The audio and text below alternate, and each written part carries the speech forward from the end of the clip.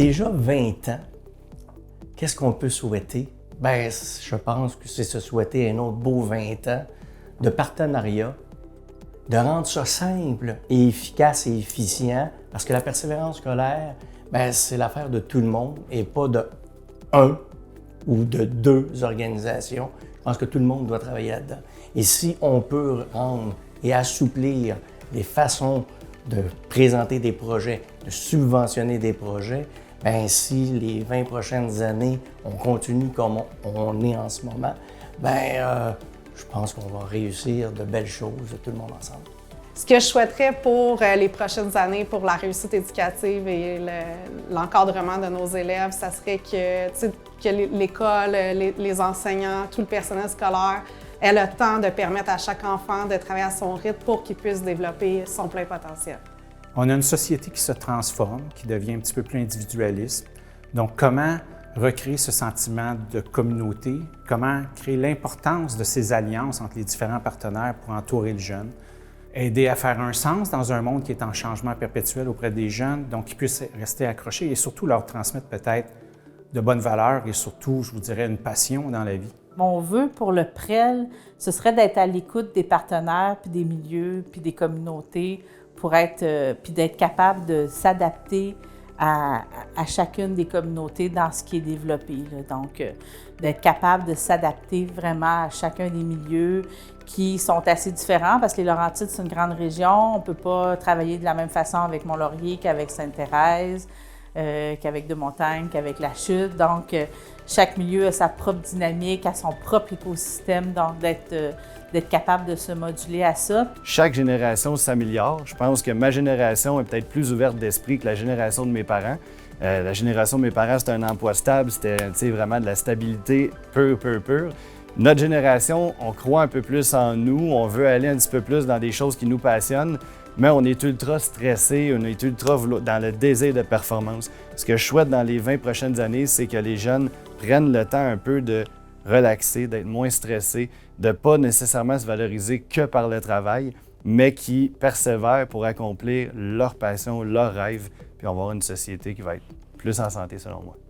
Si tout le monde était concentré à leur propre passion et que tout le monde était à l'aise de sortir leur vraie identité, je pense que ça va faire une très belle société.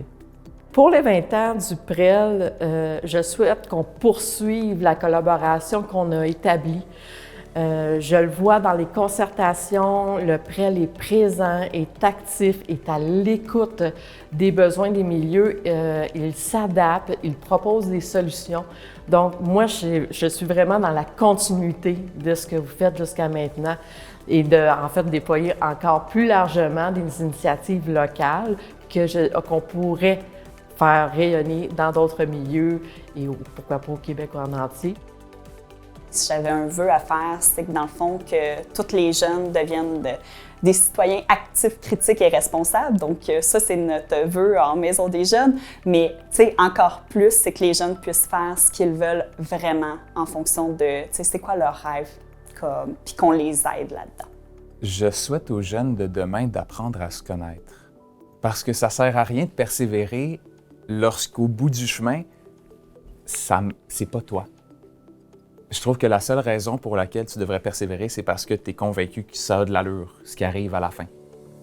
Donc, mieux tu te connais, mieux tu peux faire des choix éclairés qui t'amènent là où tu veux vraiment aller, à la place d'aller là où tu penses que tu devrais vouloir aller.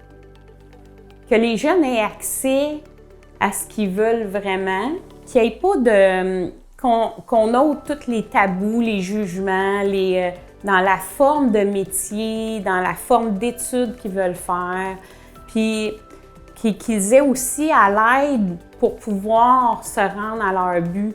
De dire à nos petits-enfants de trouver le chemin où est-ce qu'ils vont se sentir heureux.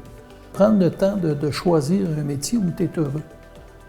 Je pense que c'est super important, de pas nécessairement se presser. Puis, oui, tu peux faire des erreurs, c'est souvent la vie qui t'amène à prendre des nouvelles directions. Ayez pas peur de faire des erreurs, ayez pas peur de changer, puis de vous réinventer. Il y a toutes sortes de beaux métiers, puis on a des beaux potentiels. On m'a demandé de reprendre mes études. J'avais 55 ans quand les gens se sont aperçus que je n'avais pas de bac. Et j'en ai fait un petit bout, puis à un moment donné, j'ai dit, bon, non, ça va faire. Rendu à cet âge-là, je ferai des bacs quand je ne travaillerai plus formellement à plein temps.